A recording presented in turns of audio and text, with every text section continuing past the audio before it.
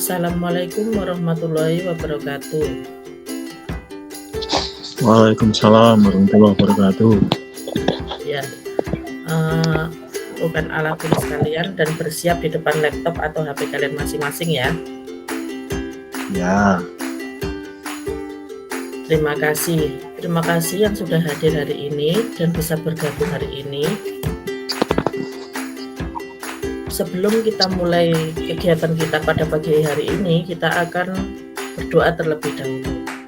Silakan untuk Rusli dipimpin berdoa. doa mulai. Doa selesai. Selanjutnya, saya rasa kehadiran hari ini sudah banyak yang hadir ya. Mungkin yang belum masuk nanti bisa untuk menyusul. Langsung kalian cari tempat yang nyaman untuk mengikuti pembelajaran hari ini. Kita mulai ya. Ya, Pada pagi ini kita akan berbicara tentang toharoh atau bersuci. Setelah kemarin kita belajar tentang amanah dan istiqomah, hidup bersih semua jadi nyaman untuk selanjutnya ya. ya Bu. Sebelum kita lanjutkan, kita akan melihat tujuan pembelajaran yang akan kita capai dalam materi ini. Untuk KD-nya, memahami ketentuan bersuci dari hadas besar berdasarkan ketentuan syariat Islam. Yang kedua, menyajikan cara bersuci dari hadas besar. Setelah kalian mempelajari bab ini, diharapkan kalian bisa satu, mencontohkan najis muhafafah dalam kehidupan sehari-hari dan cara membersihkannya dengan baik, dengan tertib. Yang kedua, mencontohkan najis mutawasitoh dalam kehidupan sehari-hari dan cara membersihkannya dengan kalian lihat pada slide berikut ini tentang alif yang pipis sembarangan dan tidak sembarangan membuang kotoran. Sekarang langsung saja, apa yang kalian pikirkan jika mendapati situasi semacam ini? Kemudian, dan apa yang akan kalian lakukan? Sudah ya, kalian angan-angan dulu. Jika waktu SD kalian sudah mempelajari tentang atau dijelaskan secara singkat tentang bersuci, bagaimana kalian menyikapinya tentang slide berikut. Jika kalian dihadapkan pada situasi seperti itu, apa yang kalian lakukan? Bagaimana kalian bersuci jika kalian melakukan hal tersebut atau melakukan pipis sembarangan? Apa yang kalian bayangkan dari bersuci ini? Siapa yang mau coba bertanya? Silakan. Bu, saya. Ya, silakan. Kalau misalnya pas bermain dengan teman-teman, kalau ingin buang air kecil, sebaiknya bagaimana, Bu? Ya, terima kasih untuk pertanyaannya. Bagus sekali ya pertanyaan dari Rusli tadi. Nanti kalian bisa menjawab pertanyaan dari Rusli dengan kalian melakukan kegiatan di LKPD. Kalian bisa mengerjakan Google Form yang sudah saya cantumkan di LKPD dan akan Bu Zahra share di Google Classroom. Kalian kerjakan dengan diskusi kelompok. Nanti kita ketemu lagi 40 menit ke depan untuk presentasi diskusi kelompok kalian. Nanti kalian bisa melihat pertanyaan dari Rusli tadi akan terjawab di sana. Oke, Bu Zahra matikan dulu 40 menit ke depan. Ini kita akan bertemu lagi di sini. Optimalkan grup WhatsApp kelompok kalian dengan baik. Silahkan waktu dan tempat Bu Zahra persilahkan. Sudah 40 menit ya. Oke, siapa yang mempresentasikan hasil kelompoknya? Ayo, Mahfud silakan. Ya. Iya, Bu. Ya. Tadi sudah diskusi kalau kita bermain, kita mencari kamar mandi yang paling dekat dari tempat kita bermain, atau kita bisa menumpang di kamar mandi teman-teman kita yang tempat kita bermain tadi. Jadi intinya kita tetap buang air kecil di tempatnya, bukan di sembarang tempat. Untuk Rusli mungkin ada yang mau disampaikan tentang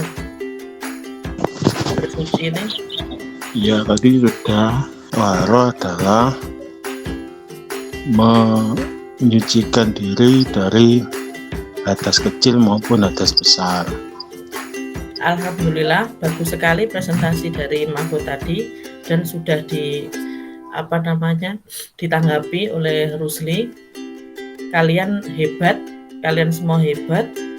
Presentasi kalian bagus-bagus. Dari yang sudah dipresentasikan kelompok Rusli, kalian sudah bisa mengerti tentang pentingnya toharoh, najis dan hadas serta bagaimana mensucikannya. Kemudian kalian sudah bisa menganalisis mana najis dan mana hadas.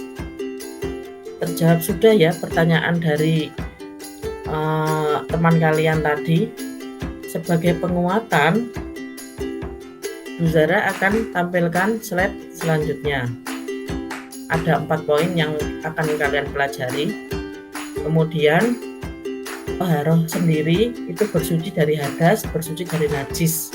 Itu arti kata singkatnya. Kemudian menurut istilah, toharoh itu membersihkan diri, pakaian, dan tempat dari najis dan hadas, sehingga seseorang diperbolehkan beribadah yang ditentukan harus dalam keadaan suci. Kalau ini pengertian najis. Najis sendiri artinya kotoran, tapi secara istilah adalah sesuatu yang kotor yang mencegah sahnya sholat.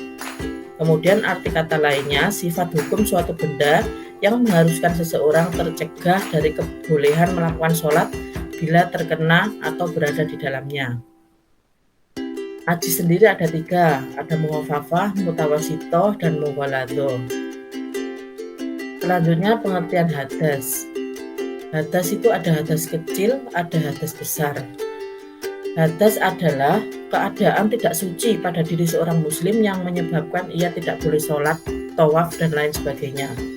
Jadi perbedaan hadas dan najis tadi, kalau najis itu sesuatu yang kotor atau wujud bendanya ada. Sesuatu yang kotor yang menghalangi kita untuk sholat. Kalau hadas adalah keadaan tidak suci yang menghalangi seorang muslim itu untuk melakukan ibadah, baik itu sholat, tawaf, dan lain sebagainya. Untuk pembagiannya ada hadas kecil, ada hadas besar. Hadas kecil meliputi keluar sesuatu dari kubul dan dubur, hilangnya akal, bersentuhan antara laki-laki dan perempuan yang bukan mahram, menyentuh kubul dan dubur dengan telapak tangan. Untuk hadas besar, berhubungan suami istri, keluar mani, haid untuk perempuan, melahirkan, nifas, dan meninggal dunia. Ini termasuk hadas besar. Bersuci dari hadas, yang pertama bersuci dari hadas kecil ini bisa dilakukan dengan wudu dan tayamum. Tayamum itu dilakukan jika tidak ada air ya, atau dalam kondisi tertentu, misalnya sakit kulit yang ketika kena air akan semakin parah, itu boleh tayamum. Untuk hadas besar, bersuci dengan mandi atau mengguyurkan air ke seluruh tubuh dari ujung rambut sampai ujung kaki. Dan ini hukumnya wajib ya. Atau tayamum bisa dilakukan jika benar-benar tidak ada air sama sekali atau dalam kondisi tertentu. Hikmah toharoh. Sebenarnya hikmah bersuci itu sangat banyak, atau bersuci itu sangat penting, kan menjaga kita dari kotoran, menjaga kita dari kotor, sehingga toharoh itu menghindarkan kita dari penyakit. Yang kedua, dapat menjalankan ibadah dengan sah. Jika kita dalam keadaan suci, semua ibadah itu sah dilakukan. Yang ketiga, menyempurnakan keimanan, karena tadi ya kebersihan itu sebagian dari iman atau huruf syatrul iman. Yang keempat, menjaga kemuliaan dan kewajiban umat Islam. Dan yang kelima, orang yang menjaga wudhu akan bersinar wajahnya di akhirat nanti. Untuk materinya sekian, dan untuk sebagai penguatan kalian nanti, silakan cek tugas individu yang sudah Bu Zahra share di Google Classroom. Ya, Bu.